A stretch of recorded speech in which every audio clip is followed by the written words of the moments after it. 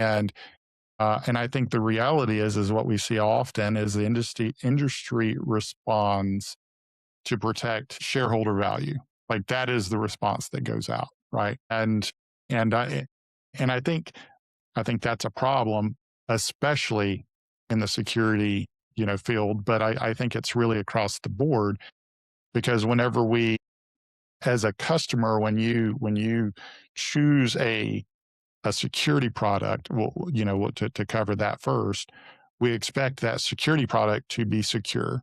And we expect that company to ensure it stays secure and helps us to secure it, right? We have best practices guides to ensure that we do everything right, and all of this kind of on the front end, all of this instruction to ensure we are checking the boxes. But I don't know that what we see is, yeah, to your point, Tom, I don't think we see across the board. I don't think we see enough from companies that are willing to kind of go that extra step. I mean, I would even argue in some cases, we've seen some instances where the companies have gone after the security researchers. Yeah, zero question. And You know, that's I think Microsoft is the one that we're probably all thinking of. We saw a lot of news. Tom, I believe you guys even spoke about that a couple of weeks ago on Security Boulevard, where you were discussing Microsoft's poor response to a security researcher that was ultimately trying to contribute valuable information, but they didn't like the way, one, the information was handled, and of course the researcher didn't like the fact that they weren't being appropriately reimbursed for that. So yeah, you're absolutely right, Ed. And it's a growing problem, right? Because companies want to provide all of this valuable information, but they don't want to get a black eye from it because it might make the stock price go down. And they want everybody to play by their rules. So yes, we'll wait until the last possible day that we have to disclose this. And then, we're going to say that the patch was already ready 2 weeks ago, but there was insert excuse here. But it really does feel like that what's driving this is not the overall safety and security of the user base. It's how big of an impact is this going to have on our stock price? And I feel like that is the wrong yardstick to be measuring from.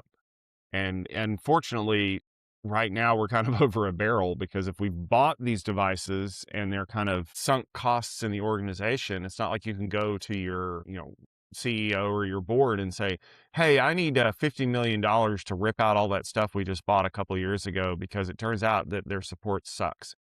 But you're going to get, well, is it working? Well, is it going to cause us any problems? Maybe on the next round, you can, say that you're going to pay closer attention to that. But we all know what's going to happen is that the vendor of record is going to come in and be like, well, you already own our stuff. What if we just gave you like a huge, like 40% discount off of everything? You'd stay with us, right? And you'll get overruled every time because, once again, money wins that argument. well, and that's where the argument needs to be. The challenge there for, and this is something we see on within technical people, the engineers side communicating with the business side. We see this problem all the time. You need to be able to communicate in their language. Hey, we stay with this vendor. This is the potential risk we're opening up given these past experiences. Or hey, we need to rip out and replace these devices because they're exposing us to a certain level of risk that can have a material financial impact. When you could say, hey, brand reputation, loss of customer data, et cetera, and stuff like that. And you start wrapping dollar numbers around it.